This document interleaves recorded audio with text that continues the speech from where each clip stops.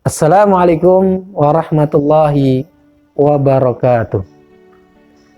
Bismillah, alhamdulillah, wassalatu wassalamu ala rasulillah, la haula wa la quwata illa billah, amma ba'du. Para pemirsa Kultum Buka Puasa yang dimuliakan Allah subhanahu wa ta'ala, setelah Rasulullah dan sahabatnya Abu Bakar As-Siddiq disertai dengan penunjuk jalan yaitu Abdullah bin Uraikid, serta ditemani juga oleh salah satu budak kepercayaan Abu Bakar As-Siddiq yang bernama Amir bin Fuhairah, selesai melaksanakan pertemuan di Gua Thur, kemudian melanjutkan perjalanan menuju Madinah. Namun perjalanan menuju Madinah bukanlah perjalanan yang sederhana, bukanlah perjalanan yang mudah, tapi perjalanan yang penuh dengan halangan dan rintangan. Salah satunya Rasulullah SAW dikejar dan diburu oleh Suraqah bin Malik yang mendapatkan informasi dari tokoh-tokoh orang Quraisy Makkah bahwasanya barang siapa yang dapat menemukan dan menangkap Muhammad beserta rombongannya akan diberikan hadiah 100 ekor unta. Itulah sayembara yang disampaikan oleh para pemuka Quraisy sehingga sampai ke Suraqah bin Malik. Dan dalam proses hijrahnya Rasulullah dari Mekkah menuju Madinah, melewati yaitu salah satu daerah perkampungan yang di situ tinggallah Suraqah. Sehingga kemudian Suraqah mendapati kabar Muhammad melewati perkampungannya, dia langsung memacu kuda terbaiknya untuk mengejar Nabi Muhammad dan rombongan. Berkali-kali Suraqah mencoba mengejar dan menangkap Nabi Muhammad, namun ternyata sekian kali juga kudanya terjerembab ke dalam padang pasir. Dibangkitkannya kembali kudanya, dan demikian juga kembali terjerembab ke dalam padang pasir. Sehingga kemudian di kali yang terakhir dia dapati di kaki kudanya terpancarkan sinar-sinar yang sangat luar biasa. Sehingga kemudian Suraqah menyadari bahwasanya orang yang sedang diburunya, orang yang sedang dikejar dan akan ditangkapnya bukan manusia biasa. Dan dia yakin dari ajaran-ajaran terdahulunya, dari ajaran-ajaran nenek moyang terdahulu Suraqah, bahwasanya akan datang seorang nabi yang terakhir.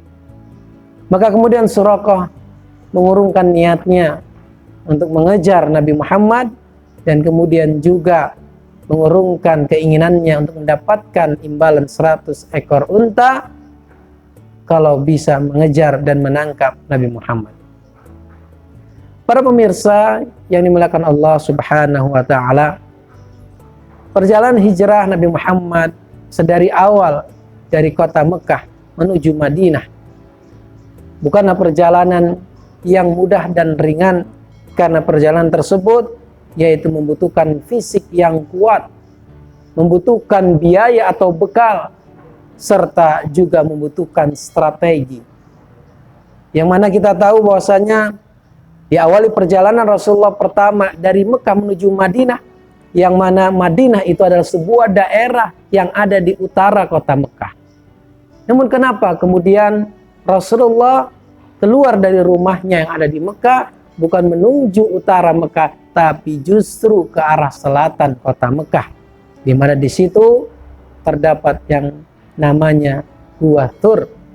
3 hari 3 malam Rasulullah ditemani sahabat tercintanya Abu Bakar As-Siddiq, dia berdiam diri di Gua Thur demi untuk menghilangkan jejak dari kejaran para pemuka-pemuka Quraisy beserta pasukan. Tentu orang-orang Quraisy akan mengira Muhammad ini akan pergi ke Madinah. Dari mana mereka tahu? Karena sebelum Nabi hijrah ke Madinah, diawali para sahabat-sahabatnya, kaum muslimin kota Mekah yang hijrah terlebih dahulu ke Yasrib atau Madinah, melewati jalur seperti lazimnya orang yang akan melakukan perjalanan ke Madinah. Nabi kemudian mengambil arah ke arah selatan. Sehingga 3 hari Nabi berdiam diri di Gua Sur. Orang-orang Quraisy ya kemudian kebingungan karena tidak mendapati Nabi beserta rombongannya ya di perjalanan menuju Madinah. Kemudian setelah 3 malam Rasulullah melanjutkan kembali perjalanannya menuju Madinah disertai Abu Bakar plus seorang penunjuk jalan yang disewa oleh Abu Bakar As-Siddiq yang memang dia ahli dalam bidangnya yang bernama Abdullah bin Uraikid. Ditemani juga Abu Bakar As-Siddiq oleh satu budak yang paling dipercaya oleh beliau, yaitu bernama Amir bin Fuhairah. 4 orang inilah kemudian melakukan perjalanan menuju Madinah. Dan perjalanan menuju Madinah tidak langsung melewati jalur utara menuju Madinah, namun Rasulullah mengarahkan Abdullah bin Uraikid untuk mengambil jalur sebelah barat kota Mekah dengan menyisiri yaitu pantai atau menyisiri daerah Laut Merah. Sebuah strategi yang sangat jitu sekali, menghilangkan jejak kejaran orang-orang Quraisy. Walaupun harus ditempuh dalam waktu yang cukup lama, asalkan yaitu perjalanan dilaluinya dengan selamat.